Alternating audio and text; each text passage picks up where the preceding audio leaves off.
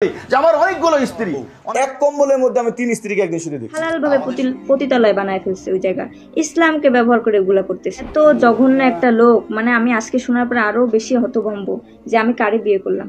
ধর্মীয় বক্তাদের ঘিরে একের পর এক বিতর্ক। তহা মোহাম্মদ আদনানের পর এবার নতুন অভিযোগের ঝড়। কেন্দ্রে এবার মুফতি মামুনুর রশিদ কাসিমি।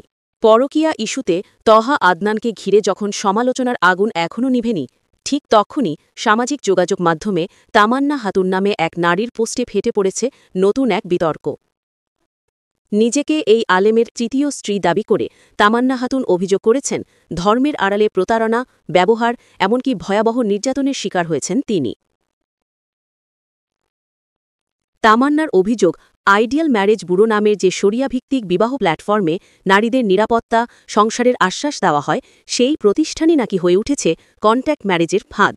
তার ভাষায়, মেয়েদের 1 মাস 2 মাসের জন্য বিয়ে দেওয়া হয় প্রভাবশালী কিছু লোকের সঙ্গে। তারপর তাদের ফেলে দেওয়া হয় আর বলা হয় বউ তর্ক করত, তাই তালাক দিয়েছি। তামান্না খাতুন আরও অভিযোগ করেন, মুফতি মামুনুর রশিদ কাসেমি তাকে তালাক দেওয়ার পরও শারীরিক সম্পর্কে জড়ান এবং তিনি গর্ভবতী হয়ে পড়েন। কিন্তু এখানেই শেষ নয়।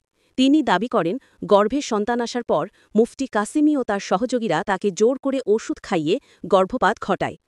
আর সেই বাচ্চা নষ্ট হওয়ার মাত্র 3 দিন পরই তিনি কুষ্টিয়ায় গিয়ে বিয়ে করেন মাত্র 13 বছরের এক কিশোরীকে। তামান্না খাতুন এখন আইনের দ্বারস্থ। তার দাবি, এই বুড়োর আড়ালে নারীদের জীবন নিয়ে খেলা চলছে। এর আগে তাহা মোহাম্মদ আদনানের বিরুদ্ধে তার দ্বিতীয় স্ত্রী সাবিকুন নাহারের পরকীয়া ও নির্যাতনের অভিযোগ সামাজিক মাধ্যমে ভাইরাল হয়েছিল। ধর্মীয় বক্তাদের পর বিতর্ক, ধর্মের নামে প্রতারণা ও ক্ষমতার অপব্যবহার, এই ধারাবাহিক অভিযোগের শেষ কোথায়?